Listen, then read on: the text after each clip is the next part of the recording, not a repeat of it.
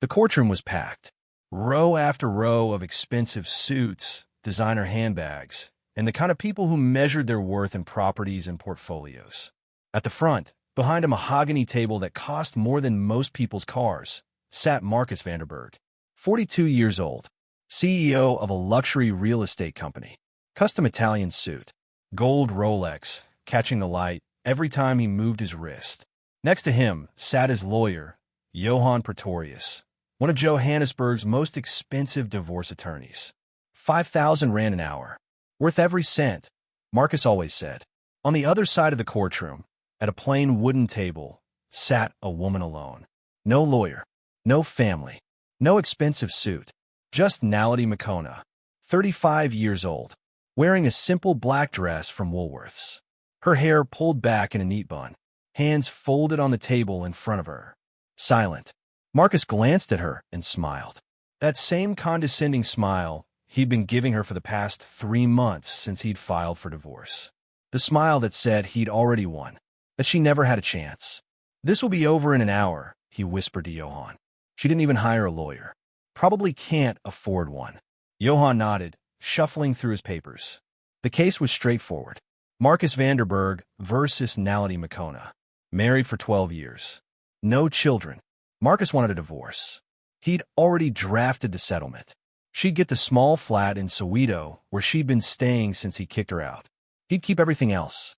The mansion in Sandton, the 3 rental properties, the beach house in Camps Bay, the investment portfolio, the cars, everything. It was fair, he thought. After all, he'd built the business. He'd made the money. She'd just been there. A quiet presence in his life. Never complained. Never demanded. Never really did much of anything, to be honest. The judge entered. Justice Mbatha, 60 years old. Distinguished. Been on the bench for 25 years. Everyone stood. "Please be seated," Justice Mbatha said, settling into his chair. He looked at the papers in front of him. Case number 2847. Vanderburg versus Makona. Divorce proceedings. "Mr. Vanderburg, I see you're represented.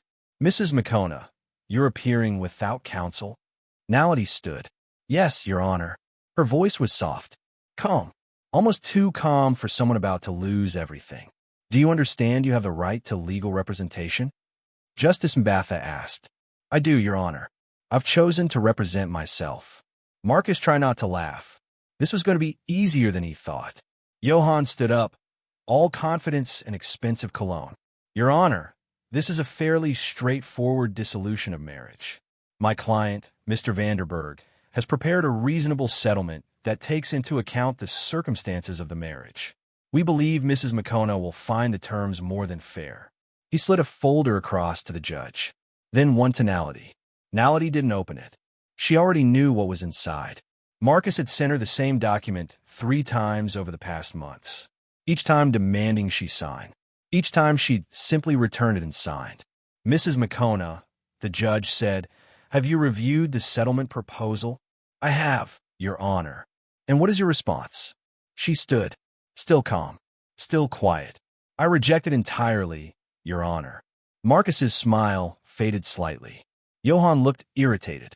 "On what grounds?" the judge asked. "On the grounds that the settlement is based on an incomplete assessment of marital assets. My husband has not disclosed the full extent of what he owns. Or more accurately, what we own." Johann stood quickly. "Your Honor, this is absurd. We've provided full financial disclosure. Every asset, every account, every property is listed in the documents. My client has been completely transparent." "Has he?" Naledi's voice was still soft, but something had changed. There was steel underneath now. "Has he disclosed the 18 properties registered under offshore companies? Has he disclosed the Swiss bank accounts? Has he disclosed the subsidiary companies operating under shell corporations?" The courtroom went silent. Marcus leaned forward, whispering harshly to Johann. "What is she talking about? How does she even—" "Your Honor," Johann interrupted, "these are baseless accusations. Mrs. Makona is clearly desperate and making wild claims without evidence." "I have evidence," Naledi said calmly. She reached in her bag. Not an expensive designer bag, just a plain canvas tote. From it, She pulled out a single folder. Thin, unassuming. She walked forward and handed it to the judge. Justice Mbatha opened it. His eyebrows raised. He read for a moment, then looked at Naledi, then at Marcus, then back at the documents. Mr. Pretorius, the judge said slowly, you might want to look at this. Johann walked forward, trying to maintain his confidence. He looked at the papers. His face went pale. Inside were bank statements, property deeds, corporate registrations, tax documents, all meticulously organized, all showing exactly what Naledi had claimed. Properties Marcus thought were hidden. Accounts he'd buried under layers of corporate structure. Money he'd been moving for years, thinking his quiet, simple wife would never notice. Where did you get these? Marcus hissed, standing up. Sit down, Mr. Vanderberg, Justice Mbatha said firmly. Marcus sat, but his hands were shaking now. The Rolex didn't look so impressive anymore. Naledi returned to her table, sat down, folded her hands again. Your Honor, she said, for the past 12 years, I have been silent. I have been quiet. I have let my husband believe I knew nothing about his business dealings. But I knew everything. Every offshore account he opened. Every property he bought under false names. Every tax scheme he ran through shell companies. This is ridiculous, Marcus said, but his voice cracked. You don't know anything about business. You barely finished university. I have a master's degree in accounting from the University of Cape Town, Naledi said calmly, and a law degree from Wits. I graduated top of my class from both. But you never asked about my education, Marcus. You never asked about my past. You just assumed I was simple because I chose to be quiet. The courtroom was dead silent now. Every eye on Naledi. For 12 years, she continued, I managed our household. I kept quiet. I supported your business. And I watched. I watched as you hid money from tax authorities. I watched as you created illegal corporate structures.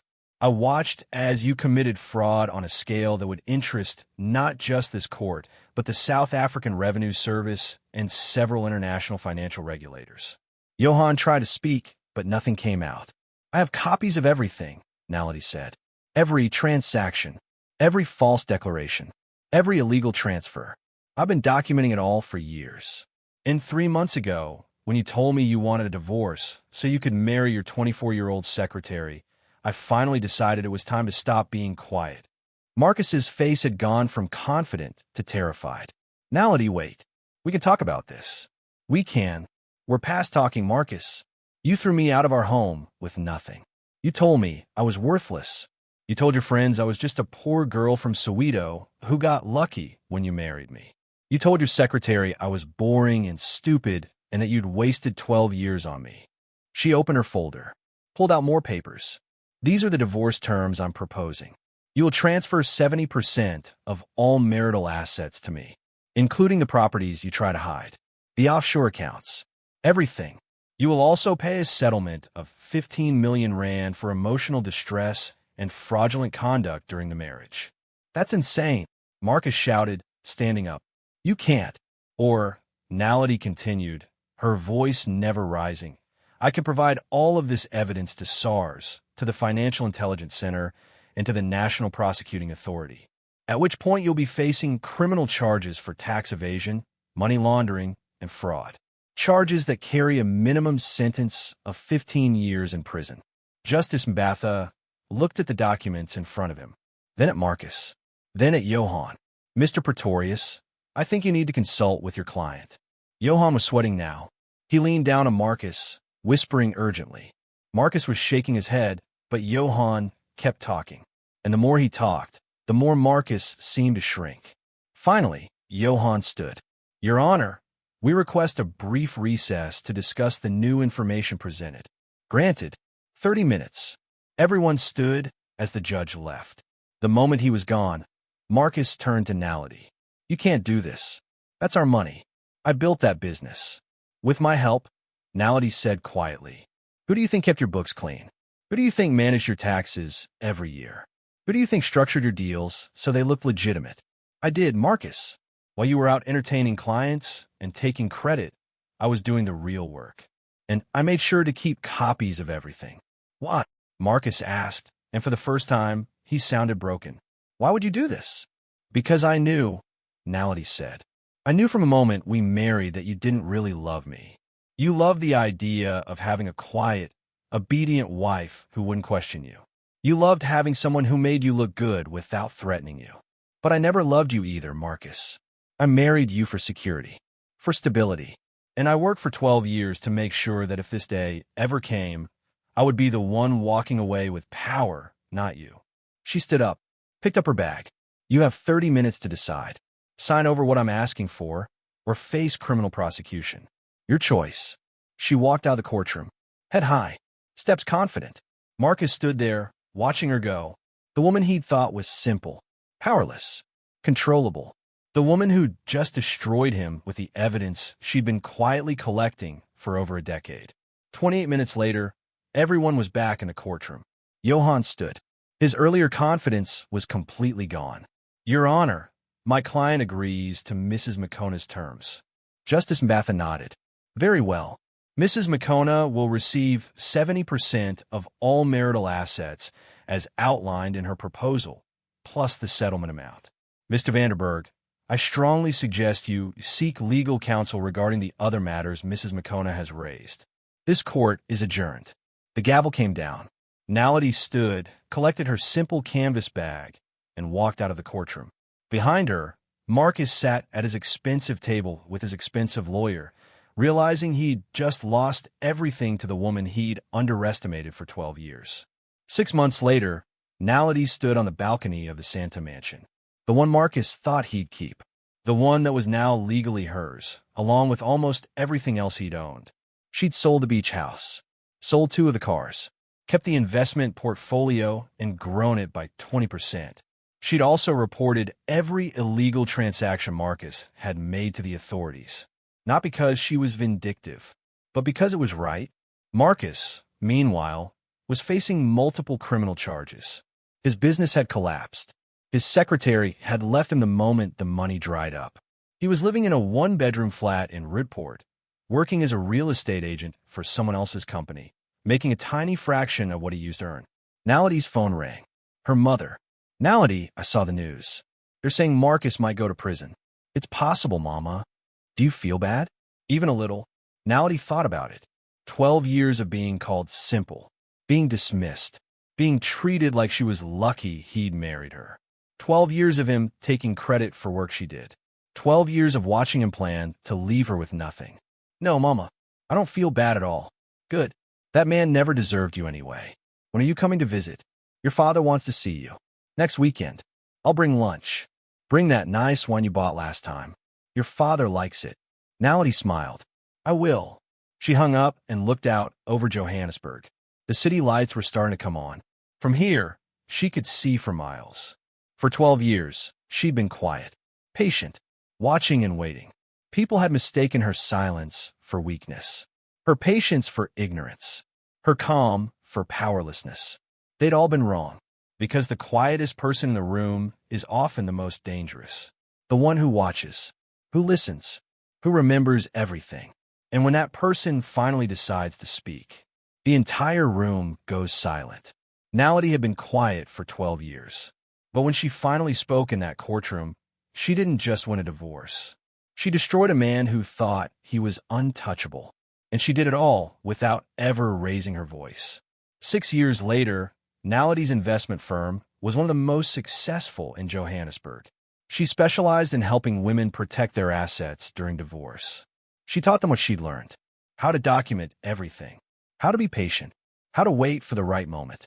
Her office wall had a single-frame quote: "Silence is not weakness, it's strategy." And every woman who walked through her door learned what Marcus Vanderberg had learned too late.